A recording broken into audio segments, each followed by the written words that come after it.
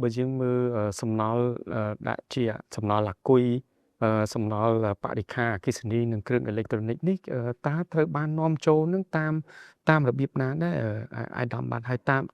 châu nó cứ châu là đã na cái nè nom châu là bạn hơi mù là hai đấy ban chỉ pan nhà nâng nơi ta bằng to cát biên của tụi bây chỉ chụp bắp miền ca ham quạt đôi anh đam làm tây ban miền bờ sai ta krom bạ đi tha này nâng thôn thiên thom chiết ham quạt tại khá các bạn ការនាំចូលគឺទីមួយតាមរយៈការផ្ដល់ជាអំណោយរូបភាពជាអំណោយករណីកុំព្យូទ័របាទទូរស័ព្ទបាទចាស់ចាស់ហ្នឹងគឺគេប្រើរូបភាពអំណោយជូនដល់អ្នកនេះជូនដល់អង្គការមនុស្សធម៌នេះអត់នោះនាំចូលតែម្ដងបាទទី2គឺនាំចូលតាមរយៈព្រំដែនគោកដែនគោករបស់យើងយើងធ្លាប់បានទៅចាប់បានទៅឆែកនៅបាត់ដំបងម្ដងហើយនៅអូសន្លក់តាមខ្ញុំចាំបាទព្រំដែននឹងមាននាំចូលមកមិនមែនតែព្រំដែនតែមួយទេព្រំដែនទៅប្រទេសជិតខាងយើងក៏នាំចូលតាមនឹងដែរហើយមួយទៀតគឺការនាំចូលតាមច្រកកំពង់ផែប្រសេអនុហើយការនាំចូលនោះសោតទៀតគឺគេមិនប្រើពាក្យថាសំណល់អគ្គិសនីឬក៏សំណល់អេឡិចត្រូនិកទេគេប្រើពាក្យថាវត្ថុធាតុដើមដើម្បីយកមកវិនិយោគស្លនឹងកែច្នៃវត្ថុធាតុដើមអញ្ចឹងនៅពេលដែលគេប្រើវត្ថុធាតុដើមហ្នឹងវាមិនបានឆ្លុះបញ្ចាំងថានឹងជាសំណល់ទេជា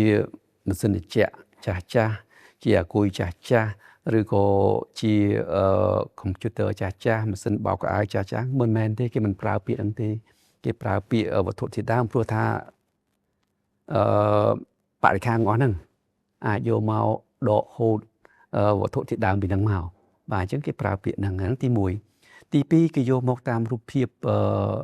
លាយគ្នា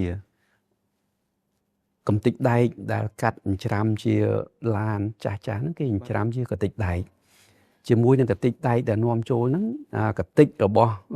បរិខាអេឡិចត្រូនិកនិងអគ្គិសនីហ្នឹងច្រាំដូចគ្នាដូចគ្នាទៅអញ្ចឹងទេ50% គឺយើងមើលទៅឃើញដែកបាទអញ្ចឹងទេទាំងនេះឯងដែលជាវិធីដែលខ្ញុំបានតាមដានឃើញសង្កេតឃើញមួយរយៈហ្នឹងអាចមានវិធីផ្សេងទៀតដែលខ្ញុំមិនទាន់ស្រាវជ្រាវឃើញបែបនេះឯងដែលខ្ញុំបានទៅចេញលិខិតទៅដើម្បីសុំអារម្មណ៍លោកជំទាវអបបាលនៃគណៈកបាលខេត្តរាជធានីជួយទប់ស្កាត់បាទដើម្បីធ្វើយ៉ាងណាកុំឲ្យបរិស្ថានយើងបំពុលផងធ្វើយ៉ាងណាកុំឲ្យប្រជាពលរដ្ឋយើងដែលបម្រើការងារនៅក្នុងកន្លែងកែច្នៃបរិខាអេឡិចត្រូនិកនិងអគ្គិសនីហ្នឹងទទួលរងនឹងការបំពុលផងដែរបាទអាដាមមានន័យថាអាចថាការនាំចូលសំណល់ទាំងនេះគឺក្រោមរូបភាពច្រើនតែកន្លងមកអាចថាមានជាក្រោមរូបភាពជាការវិនិយោគដែលទទួលបានការអនុញ្ញាតដោយខាងអាជ្ញាធររាជធានីឬក៏ខេត្តដែរទេឬយ៉ាងណាទេបាទអាដាមតាមទៅបាទខ្ញុំជឿថាមានបាទក្រោមរូបភាពវិនិយោគស្លនឹងកែច្នៃលោហៈបាទនៅកម្ពុជាយើងអត់ទាន់មានលោហៈណាកែច្នៃទេមានក៏មានតិចដែរមានតែកែច្នៃលោហៈដែលនាំចូលមកនេះឯងហើយលោហៈដែលនាំចូលមកនេះឯងគឺតាមរយៈបរិខាអគ្គិសនីនិងអេឡិចត្រូនិកតែម្ដងហើយសួរថាហេតុអីបានប្រទេសផ្សេងគេមិនធ្វើមិនស្លមិនកែច្នៃបាទវាពលបរិស្ថានខ្លាំងហើយទី1នាំចូលមកស្រុកខ្មែរដោយប្រទេសគេមិនអនុញ្ញាតហ្នឹងសំណល់ហ្នឹងមានតម្លៃខ្ពស់អញ្ចឹងទេនាំចូលមកកម្ពុជាកែច្នៃនៅកម្ពុជាបានទាំងវត្ថុធាតុដើមប្រមាណ 9% ផងដើម្បីនាំចេញ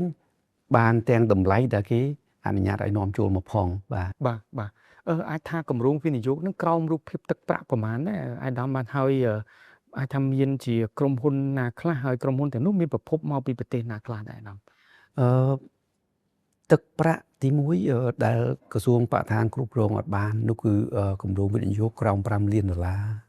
ដែលស្នើត្រឹមខេត្តហើយការសម្រាប់រាជធានីខេត្តបាទការសម្រេចត្រឹមរាជធានីខេត្តហើយការធ្វើសិក្សាហេតុប៉ះពាល់បរិស្ថានគឺត្រូវធ្វើមន្ទីរបរិស្ថានខេត្តក្រសួងអត់ដឹងទេអាហ្នឹងហើយក្រុមហ៊ុនផ្សេងទៀតគាត់មិនសុំច្បាប់ទេគាត់ធ្វើតែម្ដងបាទមានការត្រូវគ្នាទៅការអនុញ្ញាតជាគោលការណ៍ទៅមិនបាច់ធ្វើ EIA មិនបាច់ អីទេគាត់ធ្វើតែម្ដងដូចជារោងចក្រដែល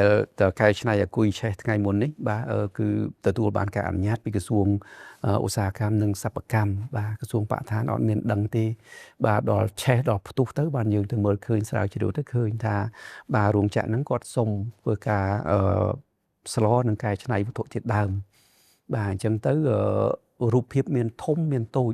ហើយក៏មានក្រុមហ៊ុនច្រើនដែរធំមួយរយៈហ្នឹងគឺមានក្រុមហ៊ុនច្រើនស្នើសុំក្នុងរូបភាពវិនិយោគស្លនិងកែច្នៃវត្ថុធាតុដើមបាទប៉ុន្តែទោះជាយ៉ាងណាក៏ដោយក្រសួងបរិស្ថាននឹងធ្វើការសហការជាមួយនឹងក្រសួងពាក់ព័ន្ធទាំងអស់ដើម្បីទប់ស្កាត់ការហូរចូលនេះបាទ